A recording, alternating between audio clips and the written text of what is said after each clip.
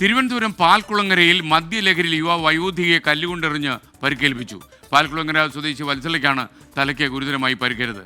മേഘ്ന മുരളി ചേരുന്നു. അതിൻ്റെ ദൃശ്യമാണ്, തലയ്ക്ക് പരിക്കേറ്റ അവരുടെ ദൃശ്യമാണ് പ്രേക്ഷകർ ഇപ്പോൾ കാണുന്നത്. വത്സലയുടെ ചിത്രം ഇപ്പോൾ പ്രേക്ഷകർ കാണാം. മേഘ്ന മുരളി നമുക്കൊപ്പം ചേരുന്നു. മേഘ്ന, പറയൂ. SKN 60 വയസ്സുള്ള ഈ വത്സലയുടെ സ്ഥിതി ഗുരുതരമാണ്. തിരുവനന്തപുരം മെഡിക്കൽ കോളേജിലെ അത്യാഹിത വിഭാഗത്തിൽ ഇപ്പോൾ പ്രവേശിപ്പിച്ചിരിക്കുകയാണ്. ഇതിന്റെ ഒരു പശ്ചാത്തലം എന്ന് പറയുന്നത്, ഇന്നലെ മദ്യലഹരിയിലെത്തിയ യുവാവ്, അയൽവാസി കൂടിയായ യുവാവ് ഈ വയോധികയെ കല്ലുകൊണ്ട് എറിഞ്ഞ് പരിക്കേൽപ്പിക്കുകയായിരുന്നു. അതിൽ നാട്ടുകാർ പറയുന്നത് ഈ യുവാവ് മദ്യലഹരിയിലായിരുന്നു, ശേഷം വയോധികയെ ആക്രമിക്കുകയായിരുന്നു എന്നുള്ളതാണ്. സ്ഥിരം പ്രശ്നക്കാരനാണെന്നും ഇത്തരത്തിൽ മദ്യപിച്ച് നാട്ടിലടക്കം പ്രശ്നങ്ങൾ ഉണ്ടാക്കുന്ന ആളുമാണ് ഈ അക്രമി എന്നും നാട്ടുകാർ ഇപ്പോൾ പറയുന്നുണ്ട്.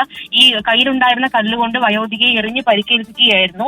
ഈ വയോധികയുടെ സ്ഥലം എന്ന് പറയുന്നത് നെയ്യാറ്റിൻകര പെരിങ്കടവിള ഗ്രാമപഞ്ചായത്തിലെ പാൽക്കുളങ്ങരയിലാണ്.